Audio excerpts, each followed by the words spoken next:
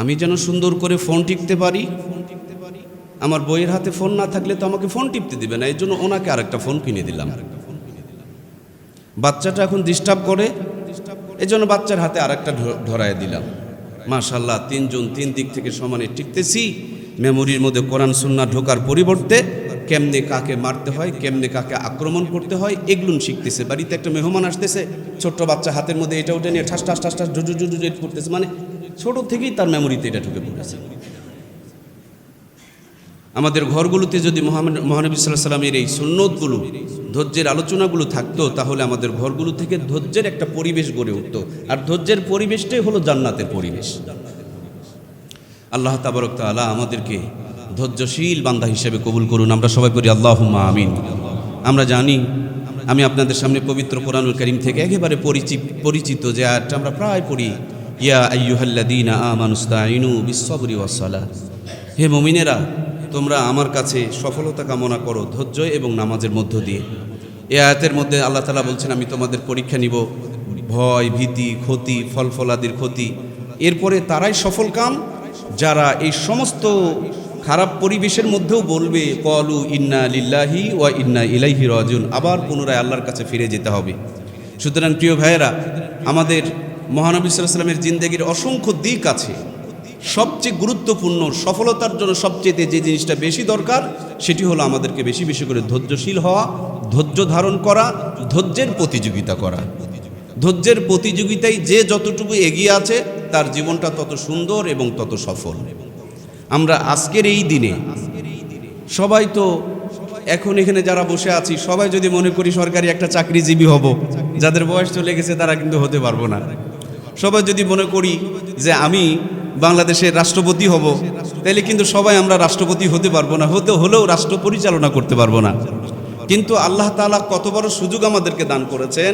সবাই যদি নিয়ত করি যে আমি 1 মাস প্র্যাকটিস করে আল্লাহর ওলি হব, ইনশাআল্লাহ 1 মাস প্র্যাকটিস করলে আল্লাহর ওলি হওয়া সম্ভব। রবিউল আওয়ালের 30 দিন জয়পুরহাটের বিভিন্ন 30টা মসজিদে 30 জন আলোচকের মুখে আল্লাহর হাবিবের জিন্দেগির 30টা সাইড নিয়ে আলোচনা হচ্ছে। এক একজনার জবানে আল্লাহ তাআলা এক একটা মাধুর্য দান করেছেন। আলহামদুলিল্লাহ, আমরা যদি এর ফাঁক দিয়ে নিয়ত করতে পারতাম যে এই 30 দিনে আমার জিন্দেগিতে 30টা সুন্নতকে জায়গা করে দিব, এই 30 দিনে আমার জিন্দেগিতে সুন্নতের পরিপন্থী যে সমস্ত বদ আমলগুলো আছে, এই বদ আমলগুলোকে লাল কালি দিয়ে চিহ্ন দিয়ে ডিলিট করে ফেলে দিব। আমি যদি আমার এই 30টা দিনে, রবিউল আওয়ালের 30টা দিনে 30টা বদ অভ্যাস, খারাপ অভ্যাস, কুঅভ্যাস, বাজে অভ্যাস, গুনার অভ্যাসগুলো আমার জীবন থেকে মাইনাস করে ফেলতে পারি, আর 30টা সুন্নতকে যদি আমার জিন্দেগিতে আমি জায়গা করে দিতে পারি, আমার জীবনটা আলোকিত জীবন হয়ে যাবে। আল্লাহ তাআলা আমাকে তার ওলি বান্দাদের কাতারে শামিল করে নেবে। সুতরাং প্রিয় ভাইয়েরা, আজকে দিনে কি আমরা নিয়ত করতে পারি না যে আমরা ইনশাআল্লাহ 30টা সুন্নত রবিউল আওয়ালের 30টা দিনের ওসিলা করে আমরা জীবনে জায়গা করে দিব। সুন্নতের পরিপন্থী কাজগুলো আমাদের জীবন থেকে একটা একটা করে খুঁজে খুঁজে বিদায় দিয়ে দিব। দেখবেন এবার নামাজে স্বাদ পাবেন, রোজায় স্বাদ পাবেন, আল্লাহকে ডেকে স্বাদ পাবেন, আমলের মধ্যে স্বাদ পাবেন। আমাদের যখন প্রেশার, ডায়াবেটিস কিংবা বিশেষ করে জ্বর হওয়ার পর, জ্বরটা দীর্ঘদিন থেকে টাইফয়েড হয়ে যায়, তখন দেখবেন মিষ্টি দিয়েছেন আপনি আমাকে খেতে, কিন্তু আমার কাছে তিতা লাগতেছে। আমার যদি বেশি দিন সর্দি থেকে থেকে নাকের রুচি টুচি সব নষ্ট হয়ে যায়, তখন আমি সুগন্ধ দুর্গন্ধ অনুভব করতে পারি না। সেম পাপের মধ্যে হাবুডুবু খেতে খেতে আমাদের অবস্থাটা এরকম। নামাজে আসছি, মসজিদে আসছি না বাজারে আছি, কিছু আমি অনুভব করতে পারি না। মসজিদে এসে অনেক সময় ফোন চালাই, দামি দামি কথা আমার সামনে দিয়ে হয়ে যাচ্ছে, তারপর আমার বিরক্ত লাগে। নামাজে দাঁড়ালে যে আমি প্রশান্তি পাবো, সেই প্রশান্তিগুলো পাচ্ছি না। মূল কারণ হলো আমরা মাঝে মাঝে কিছু ইবাদত করি কিন্তু গুনার কাজগুলো ছাড়ি না। আমাদের দুটি কাজ একসাথে করতে হবে, একসাথে গুনাহগুলোকে ডিলিট করে দিতে হবে এবং সুন্নতগুলোকে, আমলগুলোকে জিন্দেগির মধ্যে মানে জায়গা করে দিতে হবে। দুইটা কাজ যখন একসাথে করব, ময়লা সাফ হবে, আলো ভিতরে ঢুকবে।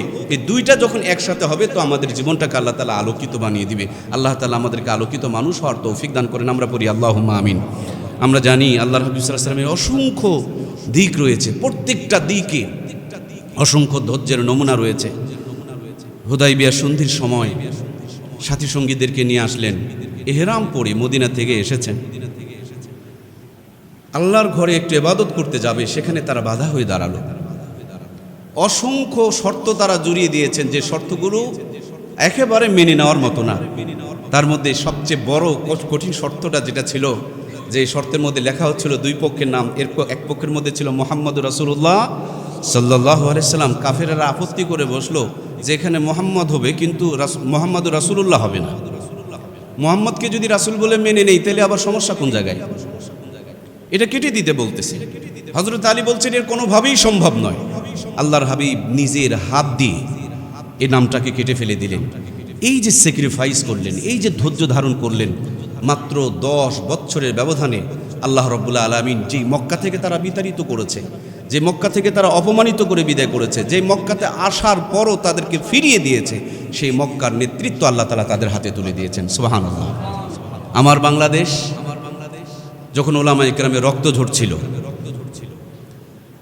অসংখ্য তাজা প্রাণগুলোকে নির্মমভাবে শহীদ করে দেওয়া হচ্ছিল, মানুষেরা, আল্লাহওয়ালা মানুষেরা কান্নাকাটি করতেন, নফল রোজা আদায় করতেন, তাহাজ্জুদে চোখের পানি ছেড়ে কাঁদতেন, মানুষ উপহাস করতো আর বলতো কোথায় আপনাদের দোয়ার ফজিলত, দোয়ার ফায়দা কোথায়?